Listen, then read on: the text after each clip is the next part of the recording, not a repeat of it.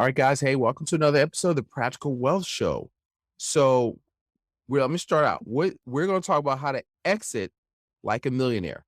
I almost said your Pierce, how to exit like a boss, but same thing. I like and that.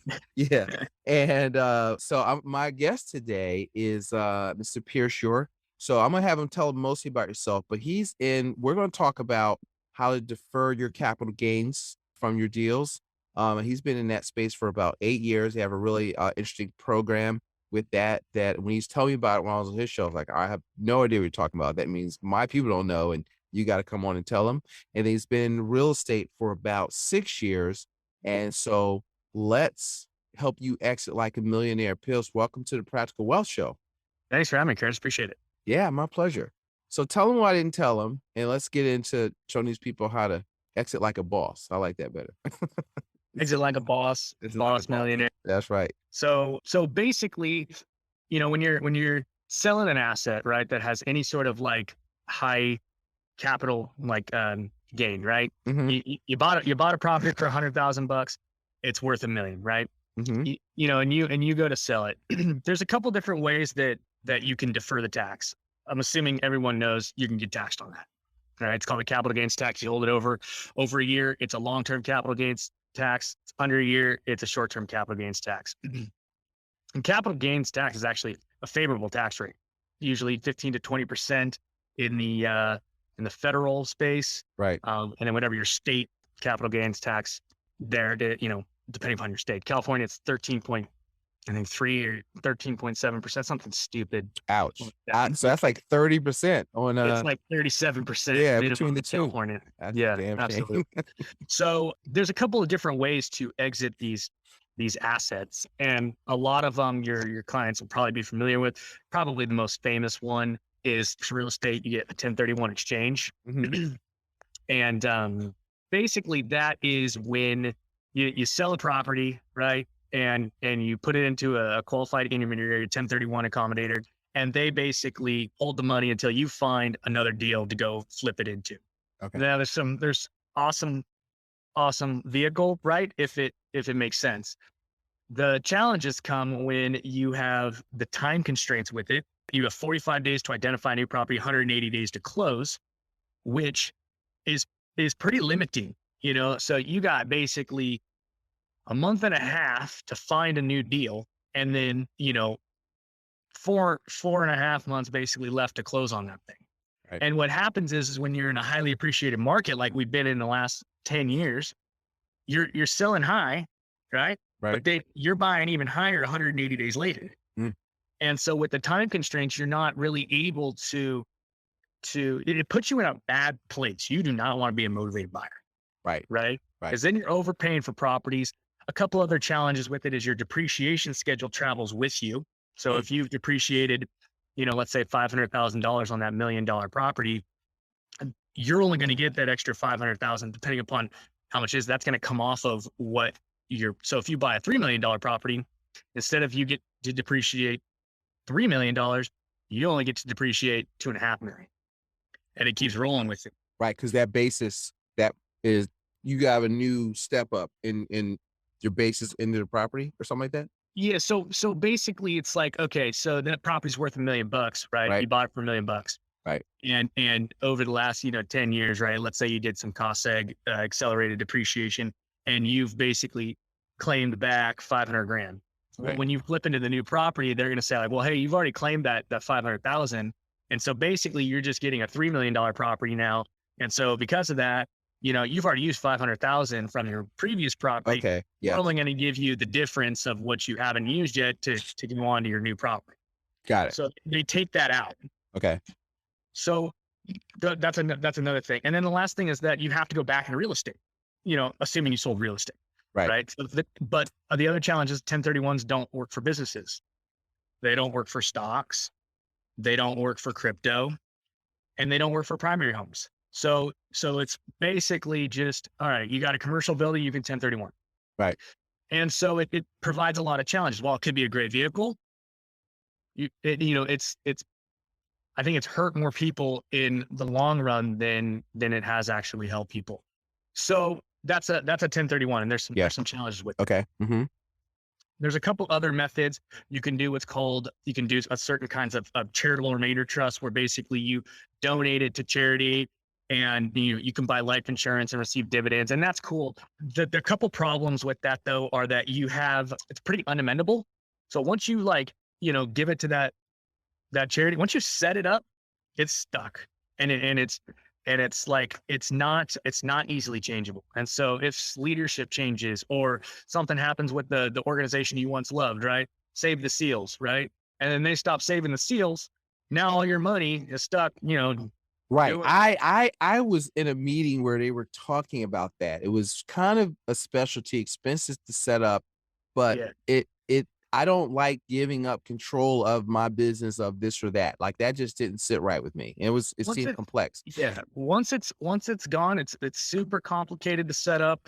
And once it's in there, it's stuck. And you really have to buy life insurance to kind of get it back.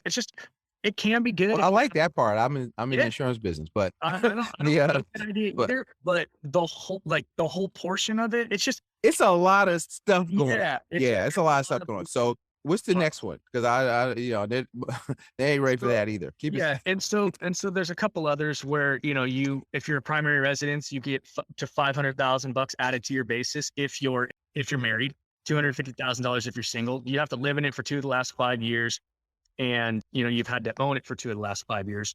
So, and that's great for a lot of people, honestly. right. In my particular market in Newport Beach, 500,000 bucks is not enough because those properties went up by $500,000 in 2 months Wow. during, the end of 2020 and 2021. Mhm. And so, on these assets that are super highly appreciated, that doesn't work anymore. So we use a really unique solution, which is called a deferred sales trust. And this is the key here, because this thing is, I mean, if there is a magic bullet, this is it, because it is such an amazing, powerful tool. And so what the deferred sales trust allows you to do is it allows you to liquidate an asset, and it doesn't have to be real estate. It can be a commercial property. It can be a primary residence. It can be a business. It can be stock. It can be crypto. It could be a public stock. It could be a private stock, a highly appreciated note, anything that is highly appreciated. Art. It could be art. What it allows you to do is allows you to liquidate that asset, defer all the tax, and then place it into investments of your choosing. So it doesn't have time constraints like the 1031 does. It doesn't have like kind constraints like the 1031 does. It doesn't have the depreciation schedule like your 1031 does. It allows you to use a primary residence or a business or a stock or a crypto, unlike a 1031. And so it's so flexible and gives you the ability to control the timing on things and what assets you go into, that it gives you so much more control. So I'll tell you a story. We had a gentleman who had done multiple 1031s through the 90s and early 2000s, ended up with this $20 million apartment complex next to the Minnesota Vikings stadium. Mhm. And he saw the writing on the wall in 2006. It's like, look, I need to get out of this property. I've eaten the value. It's time to get out, because I just think this whole thing's going to go down. He couldn't find an up leg that made sense. I can't find a property to 1031 into. They're not making sense. They don't pencil. And so he ended up doing a deferred sales trust with us. He saved about $3 million in tax. Hmm. He paid off all of his debt, and he put all the proceeds into super conservative bonds and like mutual funds, earning at about 4 to 4.5%. Keep in mind that $3 million tax that he would have paid, Right. he's now got it in liquidity, earning 4.5%. Okay. So now he's got this pot of cash, liquid, ready to go. 2008 comes, everything, falls to the ground, whatever. In 2012, he gets a call, and it's the bank. And they're like, hey, that property that you sold back in '06. He's like, oh, that one to the 1031 buyer where we're paid. They're like, yeah, we're foreclosing on him. We want to know if you want to buy it back. Wow. He's like, how much? They're like, about 40% off what you sold for. He's like, yeah, give me 3 days. He partners with his trust, goes out, forms a new LLC, does a JV, buys the building back, and got a brand new depreciation schedule on top of it. Wow. That doesn't happen every day. I'm not that there's no way, right? Right. But it's an illustration of how, being prepared, right? And ready for when the opportunity presents itself, right? The dude got lucky, right? Right. But luck's where hard work meets opportunity and preparation. So having himself set up correctly, right, to be able to do that, you could never do that in a 1031. No. It's a way to control the timing of things all the while he was earning 4.5% on his money. Right. Right. That Right. that 4.5% on $3 million, the math on that is what? A lot. Three- Okay. Probably $150,000 extra a year, Hmm. just Hmm. just because he didn't pay the tax. So you can continue to defer, go in and out of real estate when you want. We had a gentleman who sold a business for 2.6 million bucks, deferred about 600,000 in tax. A year and a half later, he put it into 72 unit development deal in Tennessee. When the deal hits you over the head, you're able to strike with liquidity, with diversification, Uh-huh. with just the ability to go out and do it tax deferred. So let's talk. All right. So he sold it. He got his whole net two and a half, $2.6 million and enrolled it into the trust. So that money's there. And then you can pick funds, whatever. It's liquid because you're in paper assets that you can liquidate to pull back out or joint venture to go buy the other, whatever thing you want to do. Sure. Uh, And it doesn't have to be okay. So we had a chick who bought Bitcoin back. I think her basis was 50 grand. She bought 50 grand in Bitcoin. Not anymore, but when it was back up, a year ago, up at that 60,000, she was worth almost 50 million in Bitcoin. She sold 5 million of it at 54,000. mhm. 5 million of it. Deferred 1.85 million in tax and ended up putting that money into a business venture with her partner from college. And they are now, I can't remember what the company's doing. It's like an educational company that's servicing like underserved areas in poor countries or something like that. Some super sweet, nonprofit, Right. Philanthropic. Yeah. Philanthropic thing. philanthropic, Right. Right. Right. awesome, cool thing I haven't done yet. But that's the power of it, right? Yeah. You can go Yeah. into a business venture. You can do whatever you want. It's almost the laws aren't the same, but the concept is, right? It's like 1031ing into a self-directed IRA account. Mhm, mhm. That's You yeah, I was thinking about something like that. So, it's really any like I told we teach our clients there's 4 asset classes, right? Business, real estate, paper, and commodities. So, what this allows you to do is basically any of those asset classes, whether you've got oil and gas, whether you've got whatever, if you wanna get out of it, you get a lump sum, you could roll into this if you don't especially if you don't know what you wanna do yet. This is a right, parking place for it for sure. For sure. until you figure out because I was telling somebody like something crazy, like Warren Buffett has like $100 million or something crazy sitting in cash because he's just waiting to see what Yeah. opportunities present themselves. And so one of the things I teach our clients, Pierce, is you want to see yourself when you get into so I try to get them out of what I call the accumulation theory, right? Buy and hold, dollar cost average, get out of debt, S&P, into what we call in our system, the velocity method, right? Which is you don't need to be fully invested. You need to be liquid. You want to get money in and out of assets. You want to buy cash flow. But we always say, I think I said this on the show, investing is about becoming something, not about buying something. So Right. you're liquid. You've probably become an expert. So you need to find the right deal. And so it goes back to what you said, success is when opportunity meets with preparation. So you're prepared and you're liquid when a deal presents itself where you can get to it. So Well, that's fantastic. So who should be calling you? yeah. You know? Absolutely. So the people who should really call us, right? There's a ratio you want to meet. Mhm. So for it to be a home run, okay, you want to have at least $1 million net proceed going into the trust with at least $1 million gain, and that will work. That'll be mathematically fantastic for everybody in every state, even the states that have zero income tax. If you're in California, right, those numbers are a little bit less Right. because you have an extra 13% in tax that you can get slammed. So if you're looking to sell an asset, you have to have a transaction. Mhm. So that's the first thing. Second thing, right, is the pain has to be high enough, right? You're selling a $13 million asset that you own free and clear, right? But you've bought it for 12, right? And you're making $1 million and you got $300,000 that you want to kind of like defer the tax. You could totally do it. What I found is a lot of people in that particular situation, they don't care about the $300,000 really.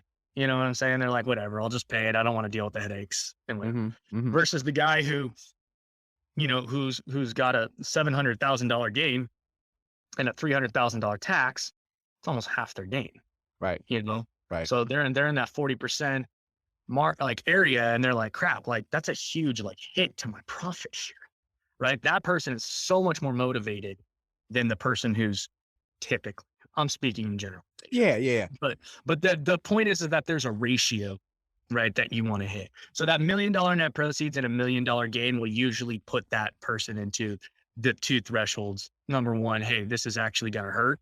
Right. I really Right. need to figure something out. And hey, I'm willing to go through the the process. Right.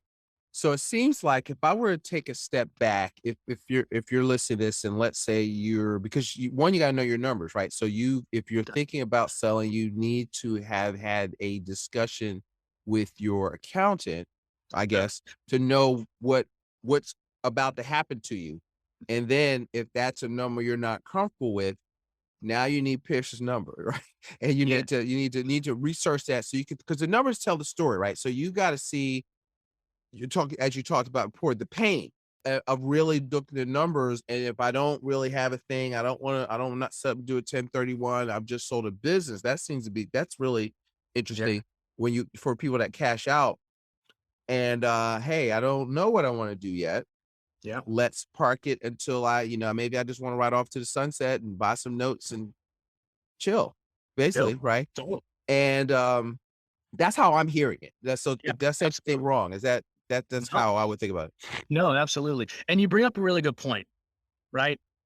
People ask me all the time, okay, well, this sounds like like way too good to be true. What's the catch? And the Oh, catch it is does sound like too good to be true. I was it, going, yeah, but the, yeah, the catch is it's complicated. right, That's the catch. There's a process that has to go through where you got to get to know us. We got to get to know you. right, We got to get all your people talking to our people. I'm just a nurse in this whole like right, situation, right? right, Like I got an all-star team that Curtis is now on, you know, it's like you're playing, it's like going from people tell me all the time, especially down here in Newport Beach, right? They're worth hundreds of millions, billions of dollars, right? And some I'll call myself a kid. Some kids coming up to him and being like, "Hey, man, like that building that you got for 10 million bucks right there that you bought back in 1990, that you bought for 500 grand, man, you're gonna pay like $300,000 or $3 million in tax on that thing. Like, I can show you a solution that not a lot of people have heard about." And they're like, "No, I got an accountant for that." And I'm like, "Okay, well, has your accountant told you about it?" And I'm like, "Well, no, but I got to figure it out." And it's a thing where it's like there's a like an expectation that my people already know all the stuff, right, and it's like stuff that you're talking about, high level stuff, right? The velocity of money, right? Personal finance people aren't telling you absolutely not.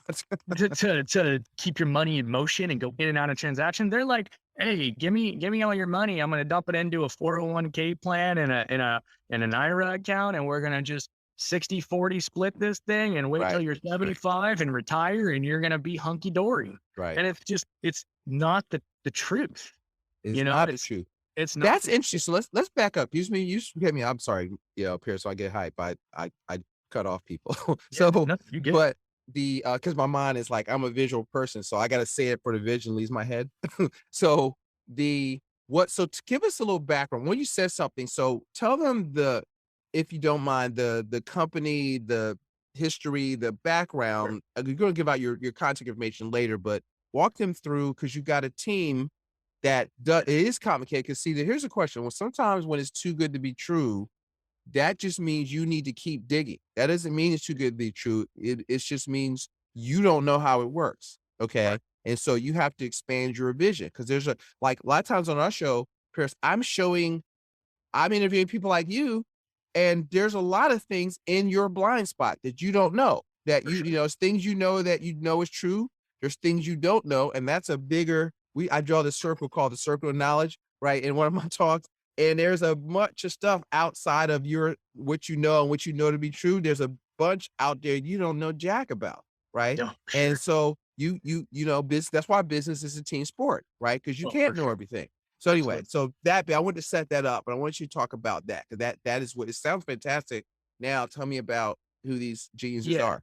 And that's a good point too, because when you're talking about the all-star team, right? Yeah. Like, Mhm. when you start playing in this space, it's like all of a sudden now, like, all right, Curtis, like, and I don't want to say this to sound arrogant because I got super lucky. I Mhm. I was just blessed to be in the right room at the right time with the right people. And the Lord just gave me the wisdom enough to just shut up and just listen to what these guys were talking about. Mhm. And once it clicked for me, I was like, holy crap. Wait, what did you just say? Like, this is a thing. It's like when you're talking to people, right? You're talking about stuff that is like what the big dogs are playing. Right, right. We're playing in a league that's like going from college to like the NBA, right? And then what we're doing is we're bringing people from Middle school playing with like to we're the playing NBA. with Right. Kobe at this Right, point, right, right? right, Kobe right, and right. LeBron, like these Right. are the types of high caliber people that are doing this institutional stuff that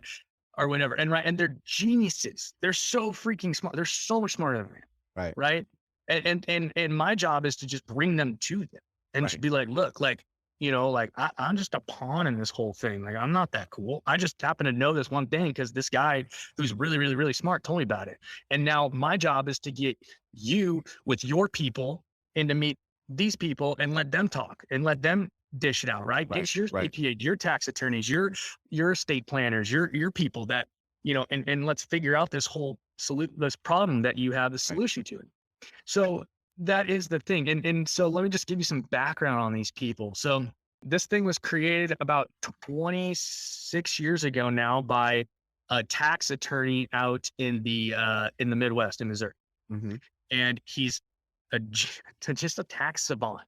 He's so smart. Like when it comes to like orchestrating, he's like a master architect. He like Mhm. orchestrated this whole thing, created the structure. It then got picked up by basically a marketing financial planner who was like, okay, this is really right. They created this whole organization called the state planning team. And from there, they've done over 3,000 transactions and they kept it really, really in-house. Mhm. And they did it for several reasons. Number one is because they wanted to protect the integrity. They didn't want people taking it and destroying it and blowing up. Two, they wanted to get a proven track record Right. because nobody is going to believe something that sounds way too good to be true that has no track record. Right. So they needed to build that up.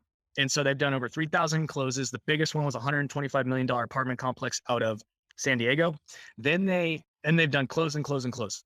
They didn't need to be tested through the IRS.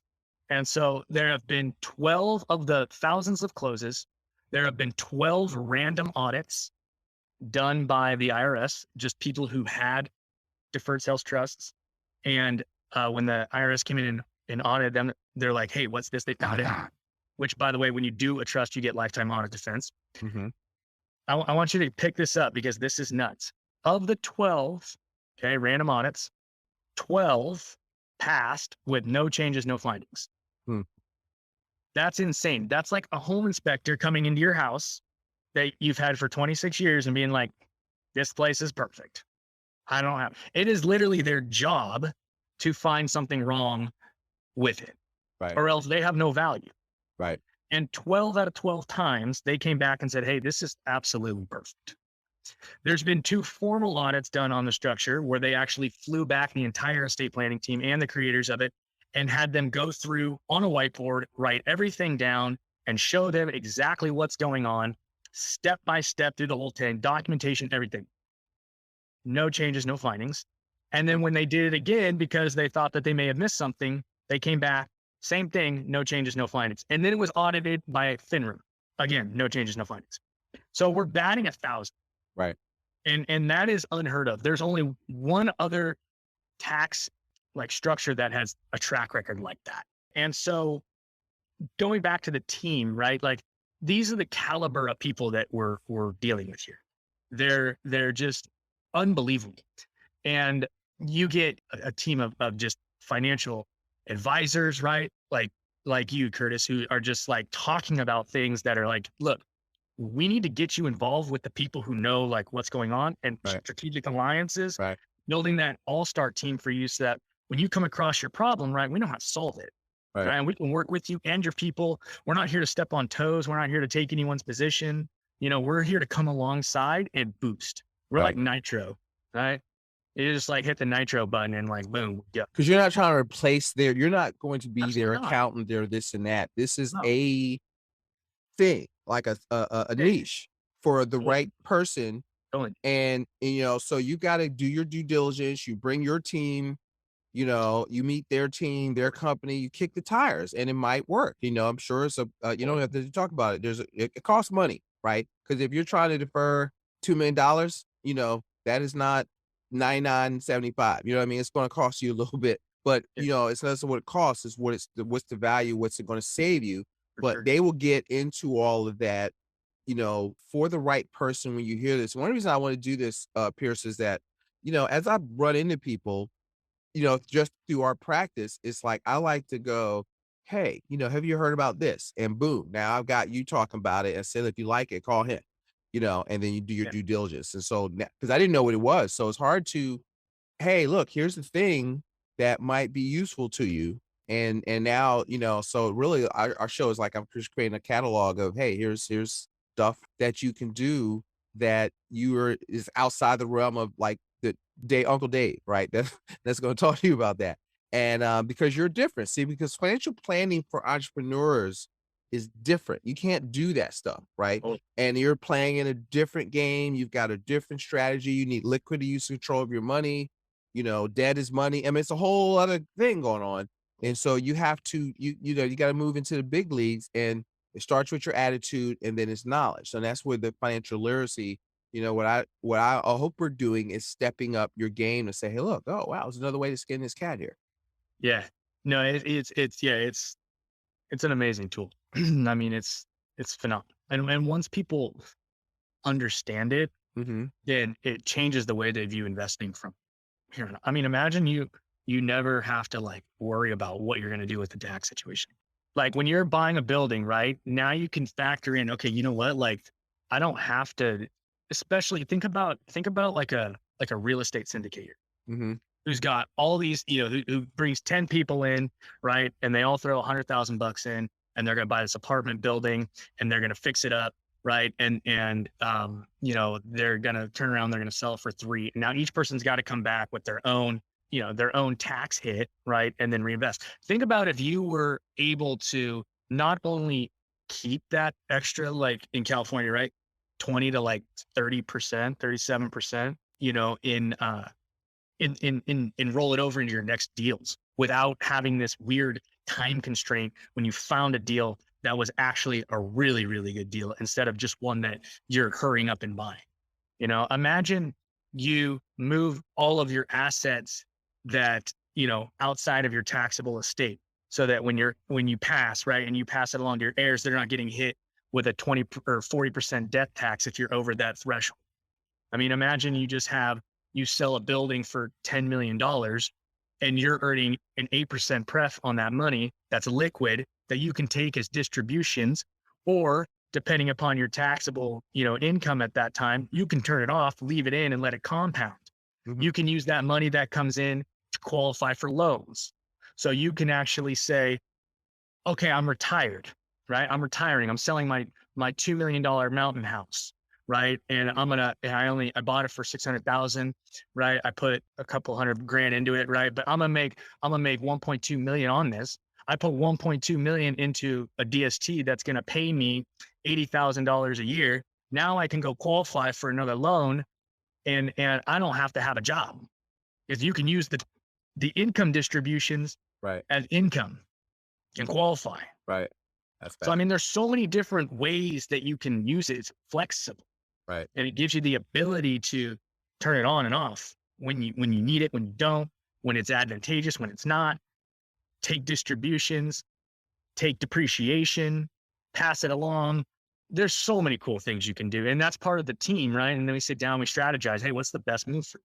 We had a gentleman who, needed to put $500,000 down on a house that he was selling his house and he needed to put $500,000 down. And he's like, hey, can I just take $500,000 and go? And we're like, yeah, you could. You'll pay some tax on that, right? Or what you could do is, since your basis is 1.2, right, and you only owe 700,000, what you could do is you could do a cash out refi for 300,000, and you could put that as your down payment when you sell your house. You're still under your basis, and then you just use the rest of the money and you put it in the DST and you use that to qualify for a loan, so that you pay no taxes on the $300,000, and you still get the ability to qualify and do what you want. And the distributions from the trust will pay for your house, so you don't ever have to worry about it.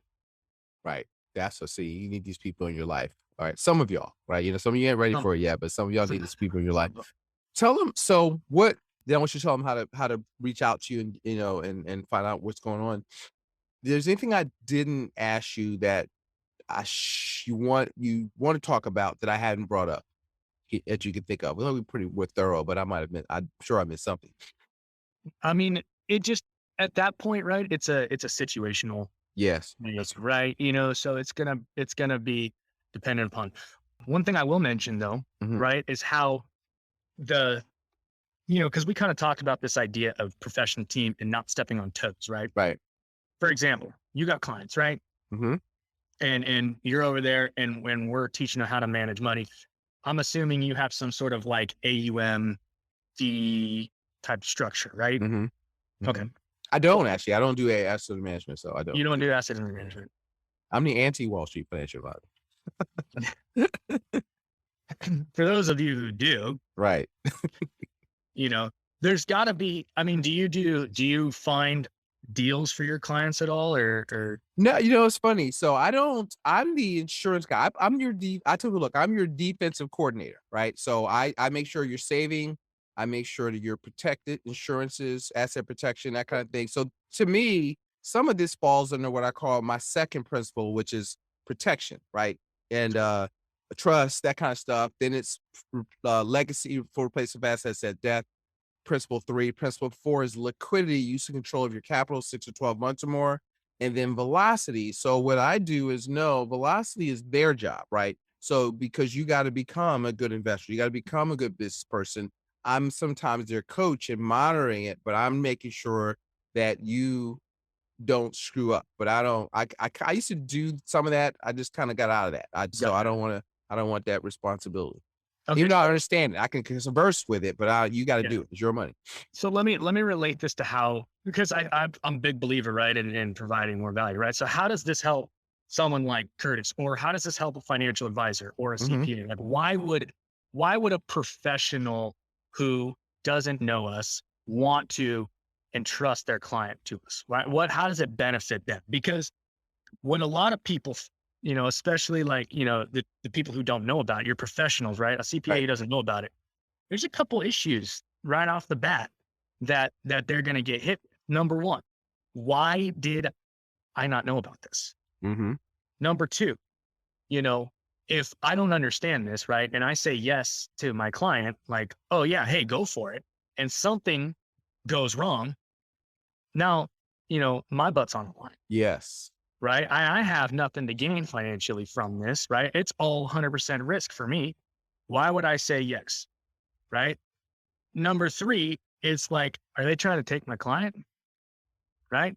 So all these things are going through these professionals' heads initially. Right. Until they get to know us and we're like, okay, hey, that's not the case. Right. We play nice with the other professionals. And there's a couple of reasons to that. One is because we want them to keep continuing to bring us clients. Want to stay in our lane. Like, hey, this is what we do. Right. The other thing though, is how it can benefit the other professionals. So if you were to have, let's say, like an assets under management business model, right, where you're managing the funds and you have, I don't think that's because I want to keep this on talking about the user, not about the advisor that might refer them. Yeah. Well, the only thing I was going to say is that, like, if those people, right, and That's a really good point. Okay. But because they're the ones who honestly block a lot of the transactions from happening. Mhm, mhm. Right. And it's like, why? Right. I mean, I don't know. I think you would like for me, it's like, okay, I don't know about this. Let's understand it, and I would probably like let's say I would refer somebody to you. I would maybe be on that calls and be Oh, on for the sure. client side of the table, not picking holes in it, but you know what I mean? I don't have a really dog in the fight, so I've gotta, they may not know. A lot of people don't even know how to do due diligence, right? They don't know what they don't know. Yep. And it all sounds good. It's like, oh, but all that glitters is not necessarily gold. And but you have to, like I said, it doesn't mean it's too good to be true. It just means you have to keep digging. And so I like the whole idea of bringing their professionals in because once they understand it, it's like, oh yeah, well, you should talk to these 5 people over here that I know about the sell businesses and once they feel good about you. So I totally see that from your standpoint. You know what? Let them start researching. So tell them how to reach out to you. Yeah, the best thing to do would just be go to capitalgainstaxsolutions.com and Mhm. join our mastermind group. We have a mastermind group every Friday, 10 a.m. Capital Pacific. Gains Solutions. Hold on, let me write. I'm gonna put this in the show notes. Capital Gains Tax, Solutions.com. Tax capital, solution. yeah, capitalgainstaxsolutions.com. They can go there. And that's the place that they can bring their CPAs and stuff and start doing the DD process. Because the Mhm. DD process is the process. I mean, and then the thing is they got to get in early. The earlier they get in, the better. Early they get into what? Earlier they start doing this process, like if you call us and you're like, hey, like, I sold my apartment building, like, what can you do for me? It's like, did you receive the funds? Yeah, I can't do anything for you. Mm. Mhm. Hey, I'm going to close in 2 weeks. Well, okay, have all contingencies been removed? Well, yeah, well, it's going to be really, really hard to do that then. Because now we have to go back, write an addendum, do some stuff. It's possible, right? But it's way better. It's like, hey, I'm thinking about selling my business in the next 6 months. I'm thinking about this now. What do I do? Okay, cool. Yes, Let's go. yes, yes, yes, yes, yes. Exactly. Go have a runway of the kind of Totally. work out the stuff and look at your options. Or a Yeah. year, right? But just prepping. What am I, I'm thinking about doing. You may not do it, but if you Oh, do it, then you need to, again, it's like being when you're a real estate investor looking for motivated sellers, but as a motivated buyer, now you're limiting what you can do. So you need to have a runway of thinking so you have options so you can come out of this with your best possible outcome that you want, which is, and so hearing this, now you have another arrow in your quiver of stuff that can be done that you didn't know about before you heard this call.